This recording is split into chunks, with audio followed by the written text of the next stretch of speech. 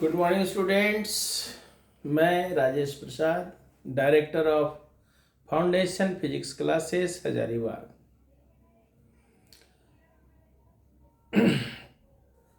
Very important question के series में आज आपके लिए लेकर आए हैं topic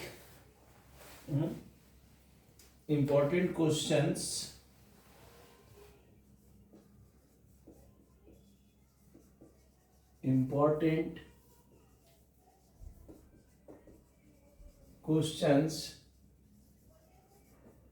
related to the topics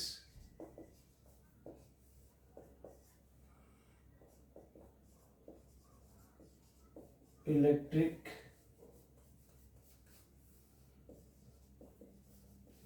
field lines and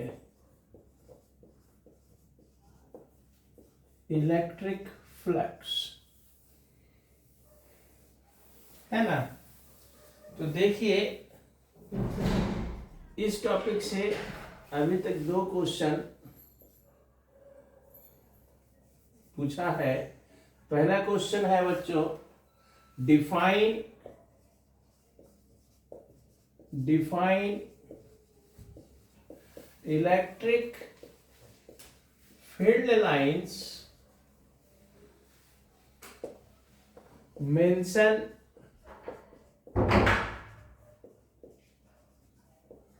ऐसे तो 2 प्रॉपर्टी पूछा है ना। Mention some of its properties, ये 2016 और 2020 में ये क्वेश्चन पूछा हुआ है बच्चों, 2016 में और 2020 में। ठीक है, तो पहले इसका आंसर जान ले, फिर अगला क्वेश्चन को जानेंगे हम लोग। इसका आंसर क्या होगा? तो डिफाइन इलेक्ट्रिक फील्ड लाइंस, यही है ना क्वेश्चन, कि इलेक्ट्रिक फील्ड लाइंस को परिभाषित करें, यानी कि फील्ड लाइंस क्या है, फिर उसका कुछ प्रॉपर्टी लिख देना है। तो सिंपल सा फील्ड लाइंस क्या है? when a test charge is allowed to move freely, कहां पर sir? in an electric field, then the path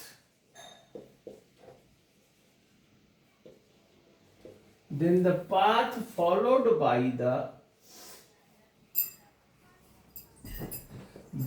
the test charge is called electric field lines।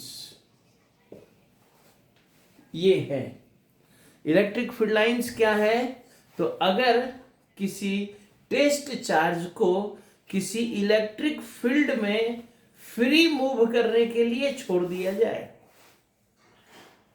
when a test charge is allowed to move freely, कहां? in an electric field, किसी test charge याद रखेंगे, test charge is always positive.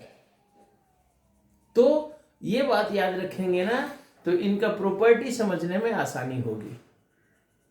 Test charge is always taken as positive.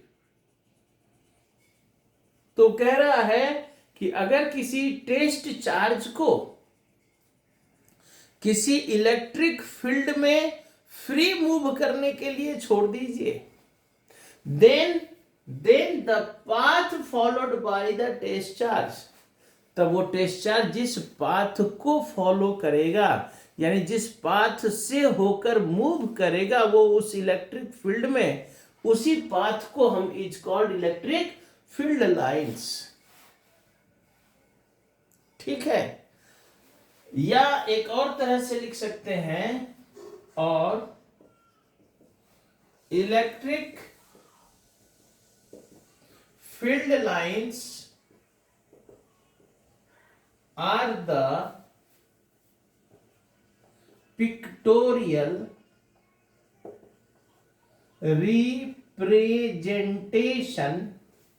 representation of electric field।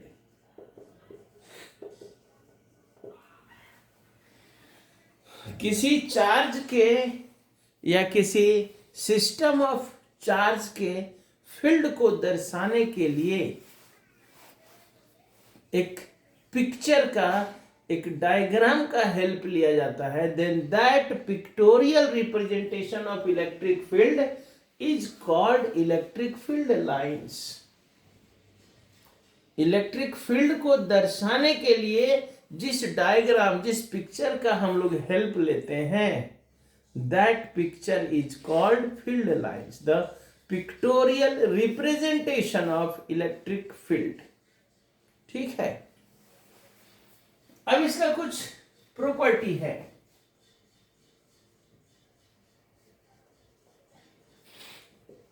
Properties of electric field lines.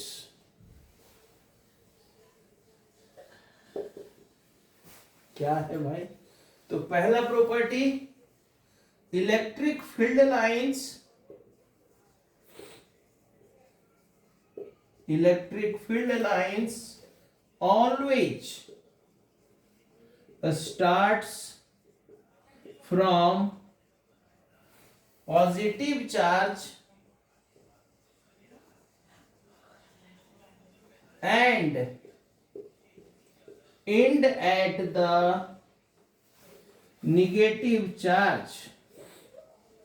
Electric field lines हमेशा positive charge से start होगा और कहां end होगा? Negative charge के पास। Electric field lines always starts from the positive charge and end at the negative charge. Okay, अब इसका दूसरा प्रॉपर्टी, सेकेंड प्रॉपर्टी क्या है?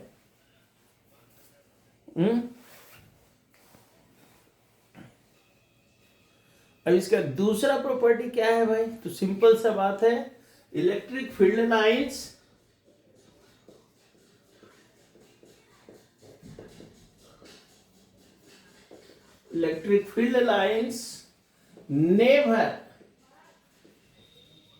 never form a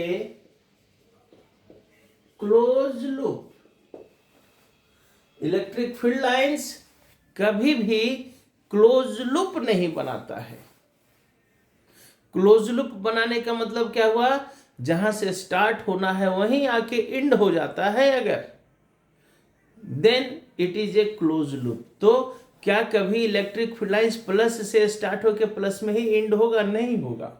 वो जब भी होगा, क्यों? क्योंकि टेस्ट चार्ज जो मूव करना उसको उस रास्ते को ना, तो टेस्ट चार्ज कभी प्लस से तो रिपेल होगा, लेकिन अट्रैक्ट किसके पास होगा? माइनस के पास। वो कभी लौट करके प्लस के पास नहीं आएगा। इसलिए electric field lines never form a close loop है। जैसा कि आप लोगों को पिछले वीडियोस में हमने बताया है, ये थोड़ा समझना तो जरूरी है, लेकिन उतना डिटेल से अगर समझिएगा तो फिर एक ही क्वेश्चन का आंसर को एक्सप्लेन करने में फिर 1 आवर लग जाएगा। तो हम तो चाहेंगे कि यहाँ पर point to point, word to word बात करें, जितना आपको एग्जाम में लिखना है। हाँ, ये ठीक है कि थोड़ा थोड़ा समझ लिया जाए, है ना? तो फील्ड लाइंस क्या है? तो दो तरीके से लिख सकते हैं। सर, किसी टेस्ट चार्ज को जब इलेक्ट्रिक फील्ड में छोड़ दिया जाए फ्री मूव करने के लिए, तब वो जिस पाथ को फॉलो करेगा, the path followed by the test charge. कब? When a test charge is allowed to move freely in an electric field, then the path followed by the test charge is called electric field lines या electric field lines are the pictorial representation. Field lines क्या है? तो pictorial representation of electric field. Electric field को दर्शाने के लिए, represent करने के लिए जो पिक्चर हम लोग, जो डायग्राम बनाते हैं, उसी डायग्राम को हम लोग इलेक्ट्रिक फील्ड लाइंस कहते हैं। प्रॉपर्टी क्या क्या है? तो पहला property, electric field lines always start from कहां से? Positive charge and end at the negative charge. Field lines कहां से स्टार्ट होगा? पॉजिटिव चार्ज से, और एंड कहां होगा? नेगेटिव चार्ज के पास। क्यों सर? क्योंकि टेस्ट चार्ज यानी कि पॉजिटिव चार्ज, और मान लिया जाए पॉजिटिव चार्ज, टेस्ट चार्ज को पॉजिटिव सोर्स चार्ज के पास रख देंगे तो क्या होगा? वो उसको रिपेल करेगा और माइनस वाला उसको अपने पास बुला लेगा, यानी अट्रैक्ट करेगा। तो प्लस से शुरू होके माइनस के पास जाके इंड हो जाएगा। ठीक उसी तरह से जब वो प्लस से शुरू होके माइनस के पास इंड हुआ, यानी कि फिर से लौट के प्लस के पास नहीं आएगा, यानी कि क्लोज लूप भी नहीं बनाएगा। क्लोज लूप कब बनता है? जब हम जिस पॉइंट से शुरू करें उसी पॉइंट पर आके रुक जाएं, इंड करें। लेकिन टेस्ट चार्ज यानी जो पॉजिटिव चार्ज है वो कभी प्लस से शुरू होके प्लस के पास ही नहीं रुकेगा, वो प्लस से शुरू होके फिर माइनस के पास जाके रुकेगा। Therefore electric field lines never form a close loop. Okay, और क्या क्या है भाई? एक आध प्रॉपर्टी और लिख ले, हालांकि आंसर इतना ही में काम चल जाएगा। लेकिन मान लिया जाए ये 2 नंबर में पूछा हुआ क्वेश्चन है, अगर 3 नंबर में पूछ दे तो एक आध प्रॉपर्टी और लिखना पड़ेगा। क्या है? 2 or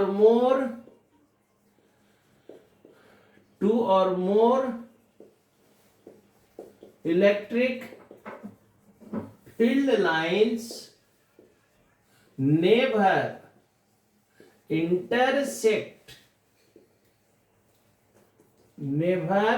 intersect each other। 2 या 2 से अधिक इलेक्ट्रिक फील्ड लाइंस कभी भी एक दूसरे को इंटरसेक्ट नहीं करेंगे। एक और प्रॉपर्टी लिख दें कि इलेक्ट्रिक फील्ड लाइंस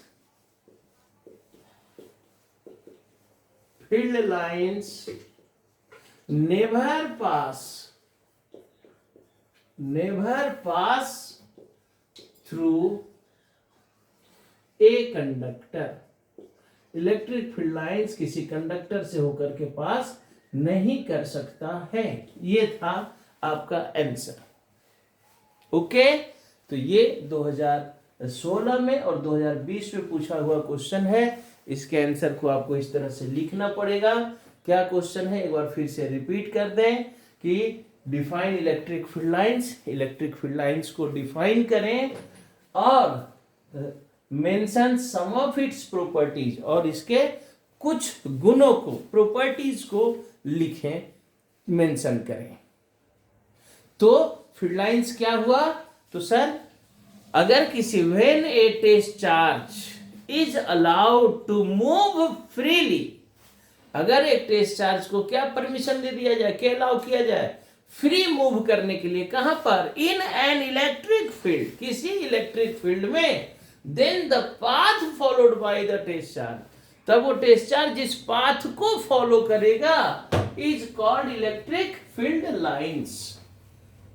उसी को हम लोग इलेक्ट्रिक फील्ड लाइंस कहेंगे, उस पाथ को।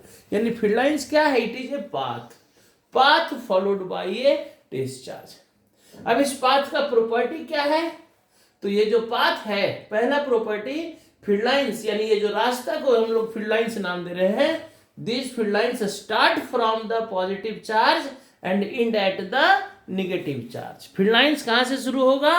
पॉजिटिव चार्ज से, और कहां एंड हो जाएगा? नेगेटिव चार्ज के पास।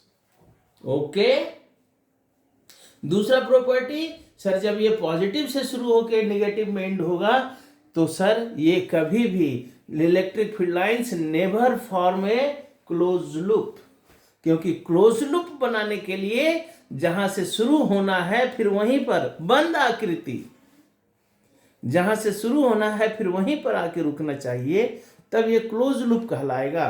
तो इलेक्ट्रिक फील्ड लाइंस कभी भी प्लस से शुरू होके प्लस में आके नहीं रुकेगा, जब भी कहाँ आके रुकेगा, प्लस से शुरू होके माइनस के पास, इसलिए ये क्लोज लूप नहीं बनाएगा। तीसरा प्रॉपर्टी हमने कहा, टू और more electric field lines never intersect each other, दो या दो से अधिक फील्ड लाइंस जो है कभी एक दूसरे को इंटरसेक्ट नहीं करेगा। क्यों नहीं करेगा भाई? क्योंकि electric field lines have only one direction, from plus two minus. Field lines का एक ही डायरेक्शन है और एक ही डायरेक्शन में दो लाइन चलेगा तो कभी नहीं कटेगा। कटने का क्या मतलब होता है? If they have different directions, जबकि electric field lines have only one directions. समझ में आया? चौथा प्रॉपर्टी हमने कहा कि इलेक्ट्रिक फील्ड लाइन जो है किसी कंडक्टर से होकर के पास नहीं कर सकता। क्यों नहीं कर सकता है? तो आप जानते हैं electric field inside a conductor जो होता है वो जीरो होता है। जब अंदर में फील्ड ही नहीं है तो इलेक्ट्रिक फील्ड लाइंस कहां से क्रिएट होगा? नहीं ना होगा।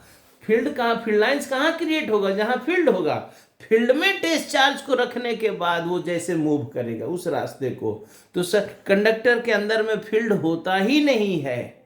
आगे हम लोग जानेंगे, एक क्वेश्चन आगे आएगा कि अब आपके मॉडल सेट में भी इस बार ये क्वेश्चन दिया हुआ है ऑब्जेक्टिव में कि electric field lines inside a conductor कितना होता है इलेक्ट्रोस्टैटिक इक्विलिब्रियम में। तो अंदर में कंडक्टर के, किसी भी कंडक्टर के इनसाइड में इलेक्ट्रिक फील्ड जीरो। अब देखिएगा पहला नंबर क्वेश्चन, हम लोग मॉडल सेट का भी एक दो वीडियो में सारा क्वेश्चन ऑब्जेक्टिव से लेकर के लॉन्ग को भी हम डिस्कस कर देंगे, ठीक है। अभी पहले टॉपिक वाइज करते हैं, एकदम किसी भी दिन वीडियो मिस नहीं होगा, हर दिन। अब देखिए आज हमारा ये फील्ड लाइंस और फ्लक्स खत्म हो जाएगा, कल गॉस थ्योरम हो जाएगा, आपका पहला चैप्टर कंप्लीट। दूसरा चैप्टर कितना आज तीसरा वीडियो, कल चौथा वीडियो, चार वीडियो, 40-50 वीडियो में सब खत्म। जरूरत पड़ेगा तो एक दिन में 2 वीडियो डाल देंगे। अभी हमारे पास जनवरी तक टाइम है ना भाई। आज दिसंबर का तीसरा दिन है, 3 तारीख है, तो दिसंबर का तीसरा दिन है। आप डेली हर वीडियो को देखिए, पूरा लेसन कंप्लीट हो जाएगा 24-25 जनवरी तक। उसका फिर 2-4 दिन अपना रिवीजन करते रहिए।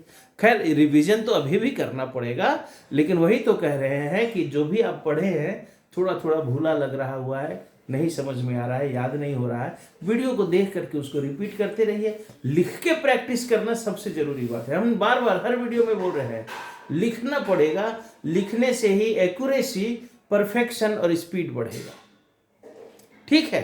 चलिए, तो ये आपका एक क्वेश्चन कंप्लीट हुआ। चौथा प्रॉपर्टी समझ में आया कि electric field lines never pass through a conductor. क्यों? Because electric field inside a conductor is equal to 0। और ये आपका मॉडल सेट का पहला ऑब्जेक्टिव। वहाँ ऑप्शन है कि इलेक्ट्रिक फील्ड कंडक्टर के अंदर में कितना होगा, नीचे में कुछ ऑप्शन है, आंसर क्या होगा? 0। ऐसा 0 भी क्यों होगा, इसको हम लोग पोटेंशियल वाले चैप्टर में समझेंगे। ओके, चलिए अब दूसरा क्वेश्चन क्या है, तब तक हम बोर्ड को मिटाते हैं, आप लोग लिखिए, समझिए। चलिए एक बार फिर से वीडियो में स्वागत है आपका। आपके लिए लाए हैं दूसरा क्वेश्चन। सेकेंड क्वेश्चन क्या है इसी टॉपिक से, कह रहा है define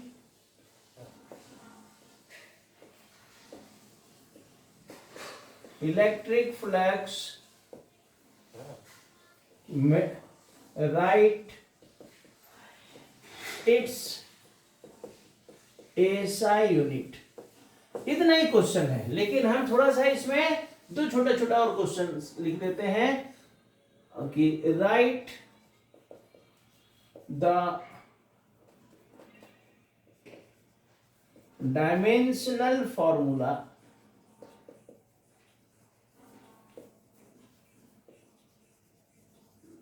for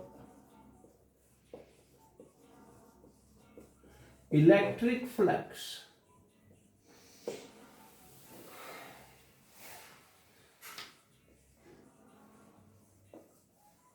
is it a scalar or vector, है ना।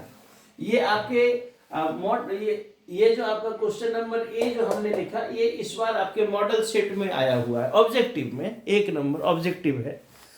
इसीलिए ये आपके ये जो क्वेश्चन है ये 2015 में आया हुआ है। अब फ्लक्स से ही रिलेटेड डायमेंशनल फॉर्मूला ये जो है 2026 के मॉडल सेट में है। ठीक है, तो जो भी टॉपिक से जिस तरह का क्वेश्चन पूछ रहा है, ऑब्जेक्टिव हो चाहे शॉर्ट क्वेश्चन हो या लॉन्ग क्वेश्चन हो, हर तरह का हम लोग करेंगे ना। इसीलिए तो इसको टॉपिक वाइज वीवीआई क्वेश्चन का हमने इस ऑनलाइन क्लास को नाम दिया हुआ है, टॉपिक वाइज वीवीआई क्वेश्चन। उस टॉपिक से कैसे, चाहे ऑब्जेक्टिव हो, शॉर्ट क्वेश्चन हो, लॉन्ग क्वेश्चन हो, कैसे पूछ रहा है। चलिए अब इसका आंसर देखा जाए तो ये तो बहुत आसान सा क्वेश्चन है। हालांकि देखिए सारा क्वेश्चन जो अभी तक पूछ रहा है सब तो आसान ही पूछता है ना।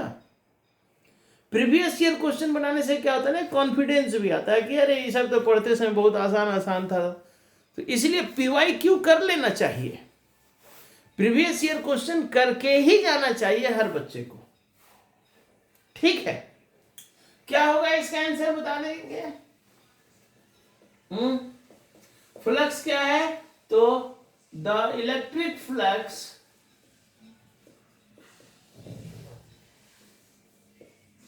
किसका होता है, किसी सरफेस का, over a surface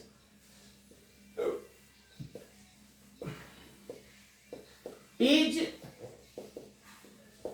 defined as the total number of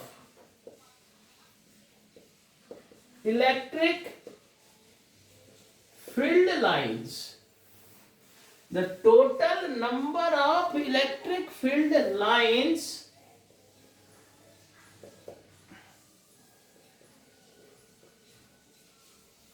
passing through the surface normally, ये कह रहा है। फ्लक्स क्या है, तो किसी सरफेस को जब इलेक्ट्रिक फील्ड में रखा जाता है तो उस सरफेस से कितना फील्ड लाइंस पास कर रहा है, the total number of electric field lines passing through a surface. लेकिन कैसा पास करना चाहिए, नॉर्मली पास करना चाहिए। छोटा सा एक फिगर बना देंगे, ज्यादा अच्छा रहेगा।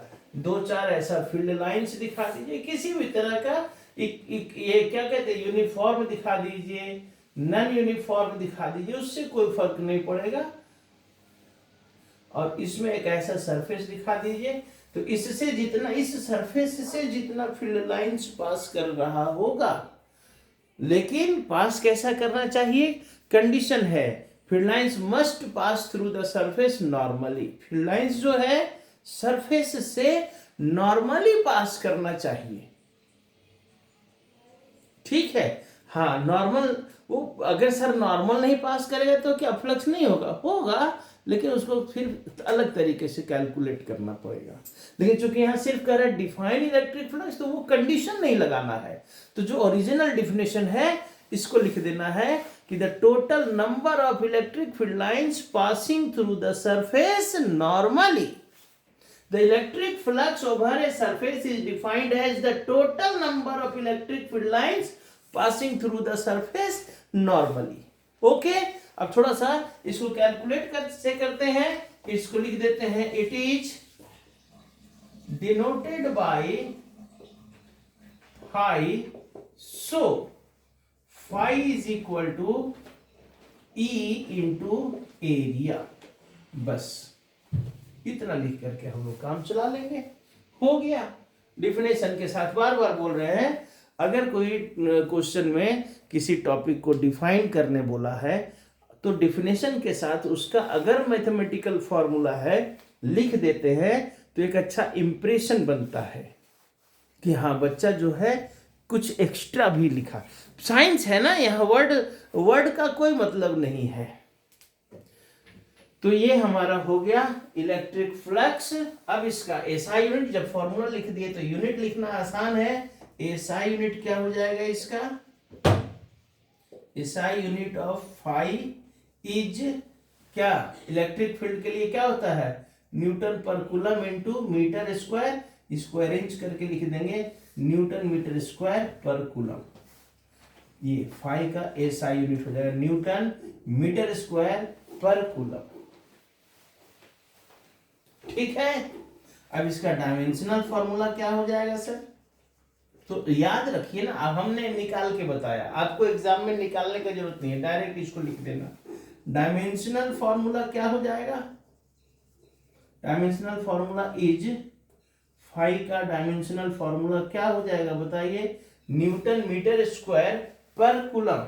तो बता सकते हैं न्यूटन के लिए M L T minus two, लेकिन उसमें एम मीटर स्क्वायर है तो एम एल स्क्वायर, और चार्ज में क्या आएगा? एटी आएगा ना, तो T minus three A minus one, तो आ जाएगा। आपको तो याद रखना होगा ना, निकालने नहीं आएगा, निकालने आएगा तो अच्छी बात है। न्यूटन के लिए M L T minus two, फिर सॉरी यहाँ थ्री एम एल थ्री हो जाएगा, सॉरी क्योंकि मीटर स्क्वायर भी है, तो फोर्स का एक M L three T minus three A minus one. देखिए कैसे, थोड़ा सा समझ लीजिए भाई, न्यूटन मीटर स्क्वायर पर कूलम, तो न्यूटन के लिए M L T minus two हुआ, मीटर स्क्वायर के लिए एल स्क्वायर, और कूलम के लिए ए टी और माइनस वन है तो A minus one T minus one. अब सबको मिलाइए ना, एम हो गया, एल थ्री हो गया, टी माइनस थ्री हो गया, ए माइनस वन हो गया, यही तो लिखा है हमने। तो थोड़ा सा आप याद रखेंगे, नहीं तो निकालने का समय होगा तो निकाल लेंगे। M L T minus three, okay.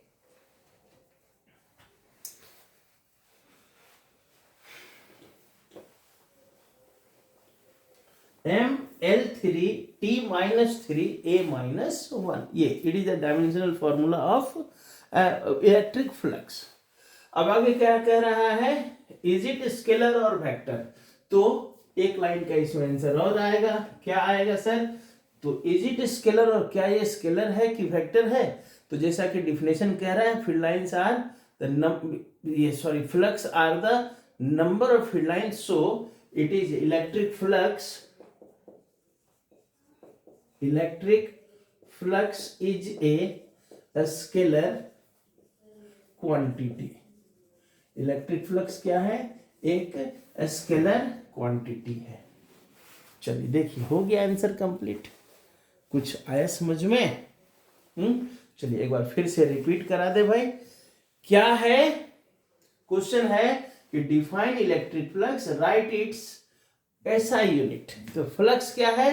तो फ्लक्स किसी भी सरफेस को अगर एक इलेक्ट्रिक फील्ड में रखा जाए तो उस सरफेस से जितना फील्ड लाइंस पास करेगा, the total number of electric field lines passing through a surface. लेकिन कंडीशन है कैसे पास करना चाहिए? नॉर्मली।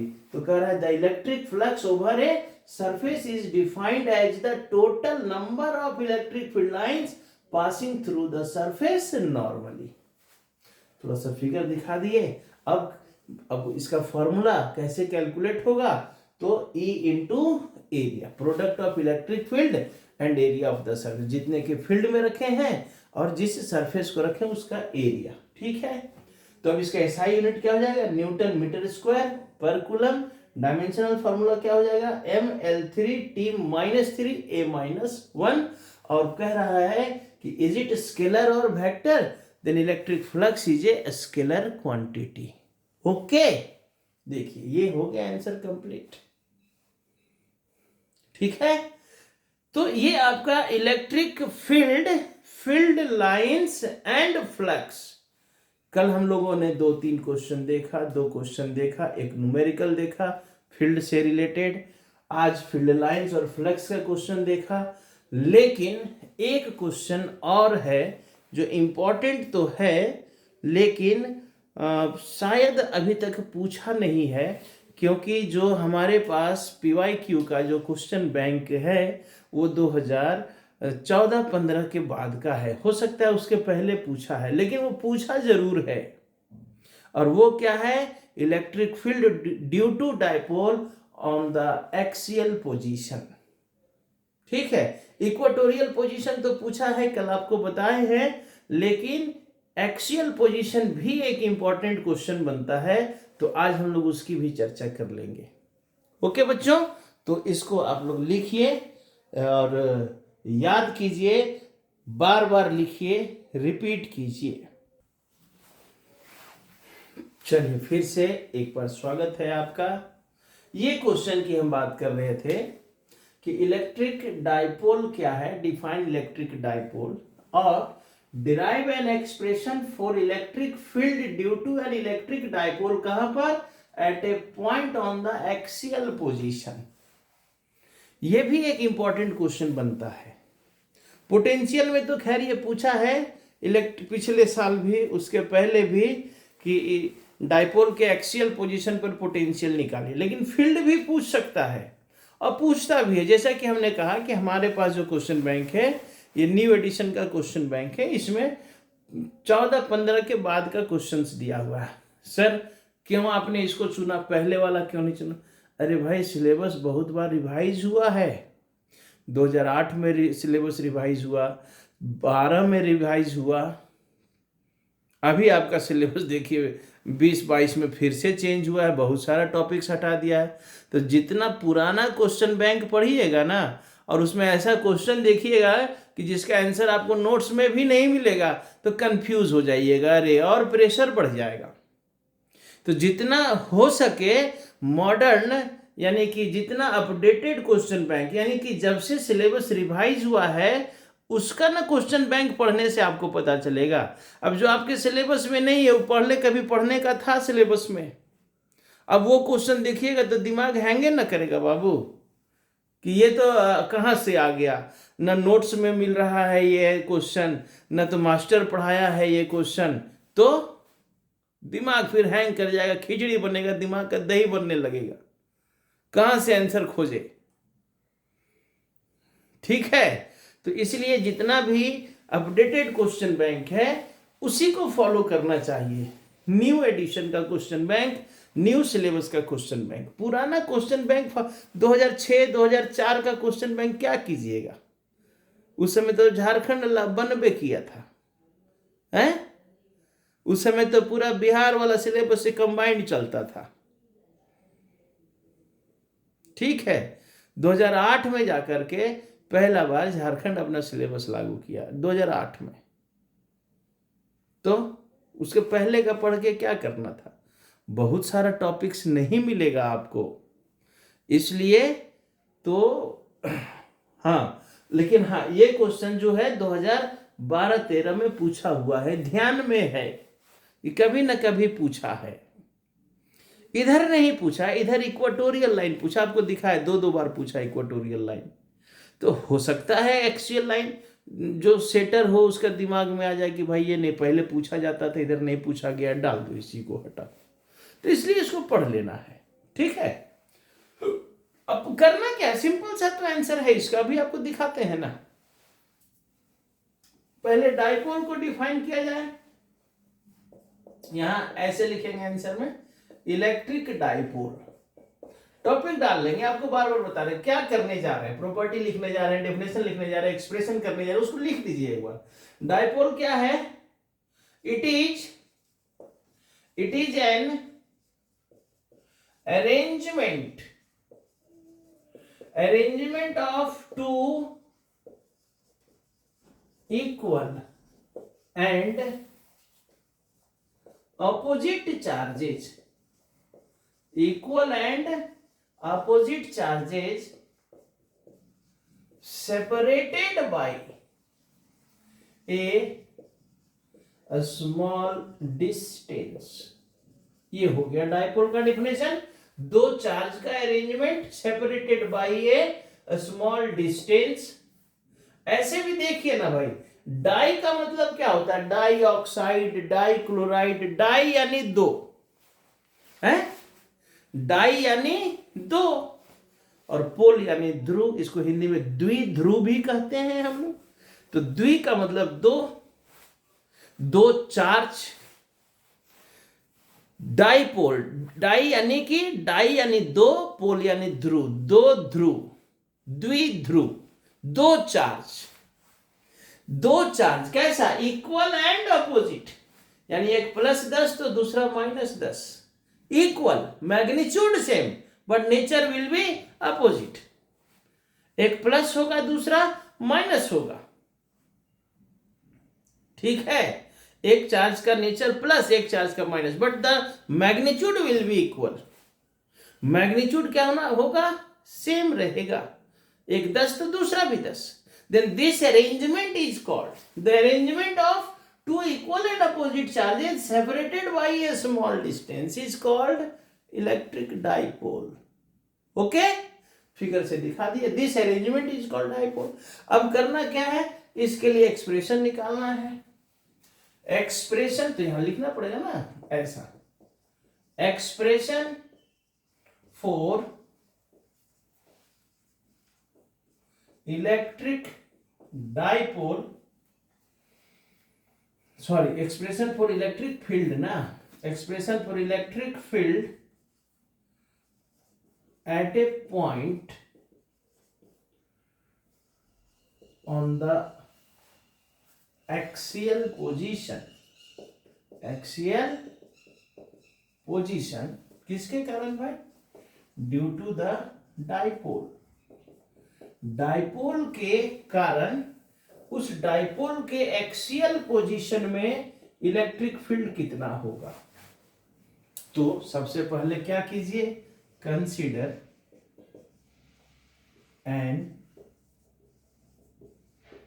इलेक्ट्रिक डाइपोल, तो डाइपोल ले लीजिए, ये हमारा डाइपोल, डाइपोल यानी क्या, एक प्लस एक माइनस चार्ज का arrangement, separated by A small distance, दिखा दिए, this arrangement is called dipole, हो गया।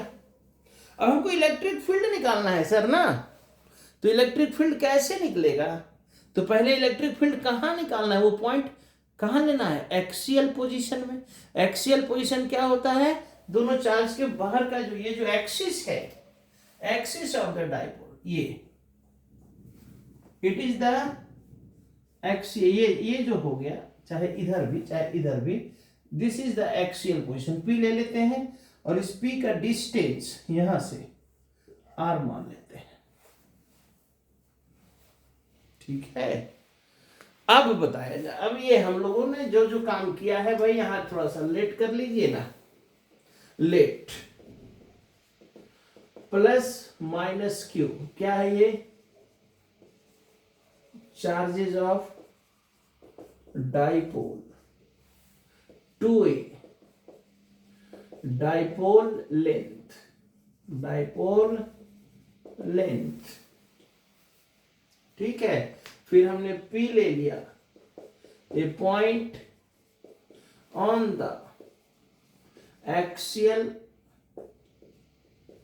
पोजीशन, किस लिए ये पॉइंट लिया गया है, एट विच, जहां पर वी हैव टू फाइंड, जहां पर हमको निकालना है, क्या निकालना है भाई, electric field E।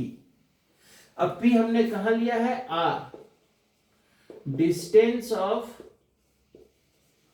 P, P कहां पर लिया है, तो यहां इसके मिड पॉइंट से R डिस्टेंस में, डिस्टेंस ऑफ P फ्रॉम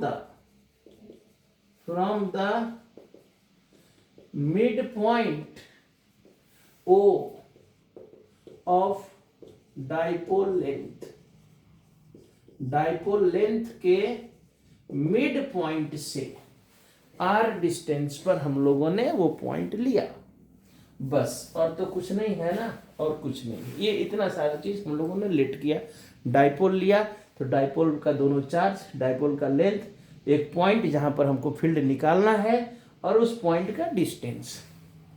अब प्रोसेस में आइए, कैसे, तो फिर से वही बात आ गया ना कि सर डाइपोल यानी दो चार्ज, और एक से ज्यादा चार्ज होने पर फील्ड कैसे निकलेगा, सुपरपोजिशन, और सुपरपोजिशन क्या कहता है, क्या कहता है, तो vector sum of all the individual electric field है, उस पॉइंट पर, इस पॉइंट पर प्लस क्यू का भी फील्ड होगा, माइनस क्यू का भी फील्ड होगा, दोनों का ना फील्ड होगा, तो दोनों का जब फील्ड होगा भैया तो दोनों का फील्ड को जोड़ना होगा, अलग अलग निकालना होगा पहले और फिर नेट इलेक्ट्रिक। अरे भाई इस पर एक फोर्स आप लगाइए और एक फोर्स और दूसरा लगाए तो नेट फोर्स कितना, तो दोनों लगा रहे तो दोनों का फोर्स जोड़ना पड़ेगा।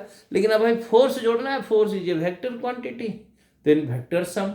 ठीक है, चलिए यानी पी पॉइंट पर एक एक करके दोनों का फील्ड निकालिए। Now electric field at P due to plus Q, इसके कारण E1 नाम देते हैं, E1 K Q by R square. R यानी यहां से यहां तक का डिस्टेंस, तो यहां से यहां तक का डिस्टेंस तो सर पता ही नहीं है पता, थोड़ा सा ध्यान दीजिए ना। ये O से ये डिस्टेंस R हुआ और जब ये मिड पॉइंट हो गया सर तो ये A और ये वाला A नहीं हो जाएगा, तो फिर ये वाला ये BP कितना बचेगा, तो PO माइनस BO, यानी कि लिख सकते हैं R माइनस A का होल स्क्वायर। लेकिन आगे चल के वेक्टर सम भी तो करना है, तो डायरेक्शन लेना ना होगा। तो ये प्लस चार्ज का फील्ड निकल रहा है ना, तो प्लस चार्ज के लिए फील्ड का डायरेक्शन किधर आ जाएगा सर, प्लस के लिए outward away from the charge. Then हम लिख सकते हैं बीपी डायरेक्शन बी से पी हो गया। क्या हो गया, K Q by R square. एक सिंगल चार्ज का फील्ड कितना होता है, के क्यू बाई आर स्क्वायर, तो के क्यू बाई ये डिस्टेंस कितना हो गया, तो आर माइनस ए। अब इसका मोड कर लिया जाए, के क्यू बाई आर माइनस ए का होल स्क्वायर। पहला का फील्ड निकल गया, अब इसका भी फील्ड होगा वहां पर, माइनस चार्ज का field. Also electric field at P due to minus Q. अब इस माइनस क्यू का फील्ड बता दिया जाए, तो माइनस क्यू का फील्ड सेम फॉर्मूला, E2 अगर नाम दिए हम लोग, देन के क्यू बाई आर स्क्वायर। लेकिन आर इस बार यहां से लेना पड़ेगा ना, यहां से यहां तक का डिस्टेंस, तो ये यहां से यहां तक कितना, ये आर और उसमें ए ऐड हो जाएगा, आर प्लस ए का होल स्क्वायर। फिर वेक्टर सम के लिए डायरेक्शन, तो ये माइनस चार्ज का फील्ड है, यहां पर कौन सा चार्ज है, माइनस, तो माइनस के लिए टुवर्ड्स द चार्ज यानी इनवर्ड E2 का डायरेक्शन, यानी P से A लिख सकते हैं, इसको PA लिख सकते हैं क्या। तो इसका मोड क्या हो जाएगा सर, के क्यू बाई, मोड करने में डायरेक्शन हटता है ना, ओनली मैग्नीट्यूड, तो ये निकल गया, दोनों चार्ज का इंडिविजुअल फील्ड निकल गया। तो नेट इलेक्ट्रिक फील्ड क्या हो जाएगा सर, इन दोनों का वेक्टर सम। सिंपल, जैसे कि इक्वाटोरियल में किए थे, इक्वाटोरियल में भी तो यही बात था, एक एक चार्ज का दोनों का फील्ड निकाले, दोनों का वेक्टर सम करा दिए। ओके, चलिए यहां तक नोट कीजिए, हम इधर मिटाते हैं, अब इनका वेक्टर सम किया जाएगा, है ना, इधर मिटा देना।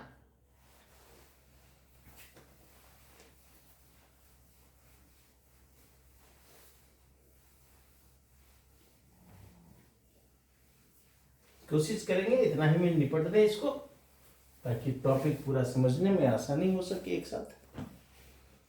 तो देयरफॉर नेट इलेक्ट्रिक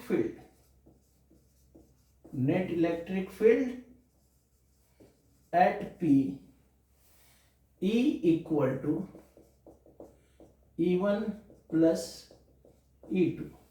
लेकिन जब इसका मोड करेंगे भैया, तो E equal to mod of E1 plus mod of E2 क्या हो जाएगा, under root E1 square plus E2 square plus 2 E1 E2 cos कितना, देखिए तो कितना है, E1 और E2 के बीच का angle, E1 outward E2 inward, opposite यानी 180 डिग्री। तो क्या हो जाएगा sir, under root E1 square plus E2 square minus 2 E1 E2, क्योंकि cos 180 माइनस 1 ना, तो ये अंदर आ जाएगा E1 माइनस E2 का whole square, that is finally E is equal to क्या आ गया, E1 माइनस E2।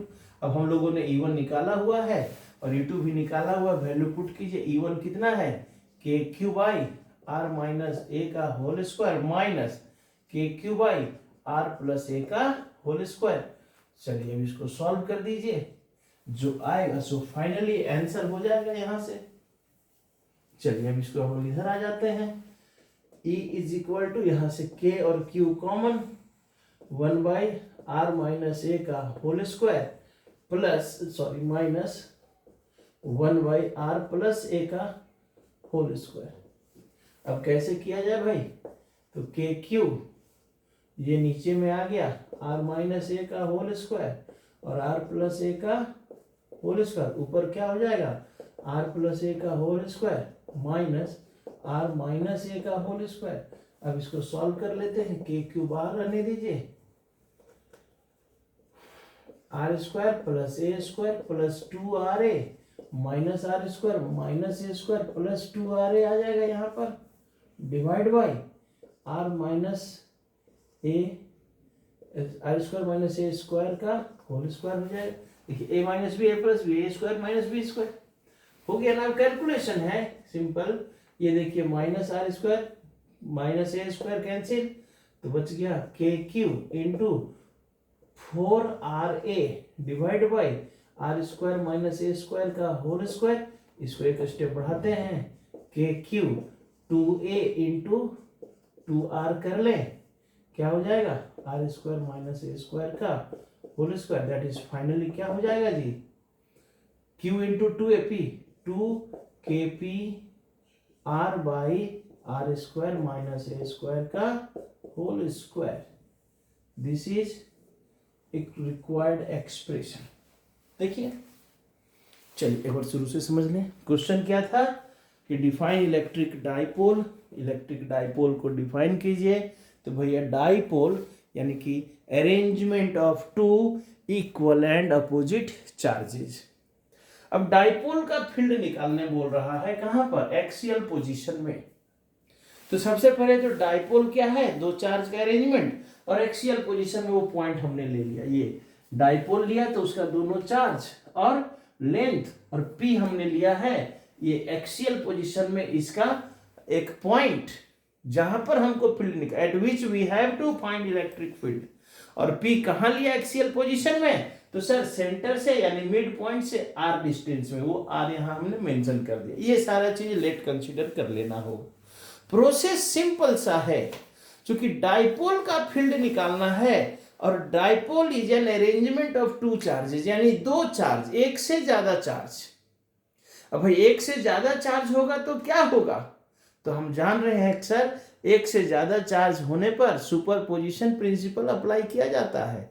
और सुपरपोजिशन प्रिंसिपल क्या कहता है कि net electric field is equal to the vector sum of all the individual electric field, यानी कि इस पॉइंट पर जितना भी अलग अलग चार्ज है, तो भाई डाइपोल है तो दो ही चार्ज है, तो दोनों का अलग अलग फील्ड निकाल करके उसका वेक्टर सम कराएंगे। तो पहले हमने electric field at P due to plus charge निकाला, KQ बाई R स्क्वायर, फिर हमने electric field at P due to minus charge निकाला। वेक्टर सम करना है तो दोनों का डायरेक्शन भी बताते गए। अब दोनों इलेक्ट्रिक फील्ड निकाल करके नेट इलेक्ट्रिक फील्ड क्या हो गया, E1 प्लस E2, दोनों का वेक्टर सम, ये हमारा नेट इलेक्ट्रिक फील्ड। अब यहां से इसको हमने सॉल्व किया। अब देखिए सॉल्यूशन तो अब आप लोग जो सेकेंड ईयर पास करने वाले हैं, सॉल्यूशन को तो फिर से नहीं ना समझाना होगा जी, प्रोसेस को अब समझना होगा। सॉल्यूशन तो आप लोग कैलकुलेशन तो कर ही सकते हैं कैसे कैसे किया जा रहा है, फिर भी हमने रिपीट किया यहाँ से कि जब दोनों को ऐड किए, कॉस यहाँ पर इन दोनों के बीच में अपोजिट था, एंगल 180 हो गया तो -1, यहाँ a square plus b square minus 2ab, यानी a माइनस बी का होल स्क्वायर और रूट कैंसिल होगा, बाहर आ गया E1 माइनस E2, E1 का वैल्यू बिठाए, E2 का वैल्यू बिठाए। अब यहाँ से KQ दोनों जगह से कॉमन आ रहा है, कॉमन ले लिए। अब यहाँ अंदर में एलसीएम ले लिए, ये तो कर ही सकते हैं ना, वीडियो लंबा करने से क्या फायदा, प्रोसेस समझिए, हो गया। This is required expression. Okay, तो ये था आपका, यहाँ पर हम लोगों ने अभी तक क्या क्या रिवाइज कर लिया है। तो पहला हमने शुरू किया क्या, charge and its property. Charge and its property से क्या क्या था, चार्ज का प्रॉपर्टी, चार्ज का क्वांटाइजेशन, चार्ज का कंजर्वेशन, ये 2-3 तरह का क्वेश्चन है। फिर हमने कूलम्स लॉ देखा, कूलम्स लॉ में उसका वेक्टर फॉर्म, कूलम्स लॉ का स्टेटमेंट। फिर हमने इलेक्ट्रिक फील्ड देखा, इलेक्ट्रिक फील्ड में टॉर्क और electric field due to dipole on the equatorial position and electric field due to dipole on the axial position. फिर हमने इलेक्ट्रिक फील्ड लाइंस देखा, field lines क्या है, उसका प्रॉपर्टी क्या है। और फिर हमने इलेक्ट्रिक फ्लक्स देखा, इलेक्ट्रिक फ्लक्स क्या है, उसका यूनिट क्या होगा, डायमेंशन क्या होगा, और वो स्केलर होगा कि वेक्टर होगा। कितना सिंपल है, देखिए ना भाई, इतना सारा क्वेश्चन एक लेसन से रिपीट करना है। जल्दी जल्दी आप रिपीट कीजिए, लेकिन रिपीट करने के साथ साथ लिखिए, ठीक है। ये तो बात हो गया आपके मतलब की, और हम भी हर वीडियो में थोड़ा सा अपने मतलब की भी बात करते जाएंगे। थोड़ा सा आपके सपोर्ट की जरूरत है, ऑनलाइन ऑफलाइन हर तरह से, है ना। ऑनलाइन में तो सपोर्ट कीजिए ही चैनल ग्रो करने के लिए, ऑफलाइन भी सपोर्ट करेंगे तो बहुत अच्छा रहेगा। ऑफलाइन क्लास भी कोशिश कीजिए, अगर आपको हमारी बात पसंद आती है, समझ में आती है हमारा पढ़ाया हुआ फिजिक्स, तो बच्चों को मोटिवेट कीजिए ताकि हमारे ऑफलाइन क्लास में भी ज्वाइन कर सकें, ऑनलाइन क्लास में भी ज्वाइन कर सकें। हमारा चैनल ग्रो होने में आपका हेल्प जरूरी है। ओके बच्चों, बाय। लेकिन खैर, सपोर्ट तो बाद की बात है, पहले अपने कैरियर को ध्यान में रखिए, है ना। वीडियो को जरूर देखिए, जरूर लिखिए। जितना रिपीट करेंगे, जितना बार लिखेंगे, उतना स्पीड, उतना परफेक्शन, उतना एक्यूरेसी आएगा। नहीं लिख करके दिन भर में 8-10 क्वेश्चन लिखने का आदत डालिए। जितना क्वेश्चन अभी तक पढ़े इतना को तो 2 घंटे में लिखा जाए। अरे 3 घंटे का वीडियो, 3 वीडियो भेजे ना भाई, 3 घंटा। हमको बोलना भी है, समझाना भी, आपके सामने लिखना भी है। आप चाहे तो इसको आधा घंटा में 3, 4, 5 क्वेश्चन को लिख करके समेट सकते हैं। जितना लिखिएगा ना उतना ही परफेक्ट बनिएगा। ओके, तो मिलते हैं नेक्स्ट वीडियो में। तो फिर से वही कहेंगे, बातें समझ में आती है तो वीडियो को लाइक कीजिए, कमेंट कीजिए और दोस्तों के साथ शेयर कीजिए, ताकि आपके दोस्त भी देखें और वो भी इस ऑनलाइन क्लास का लाभ उठा करके अच्छे मार्क्स स्कोर कर सके। Okay students, bye.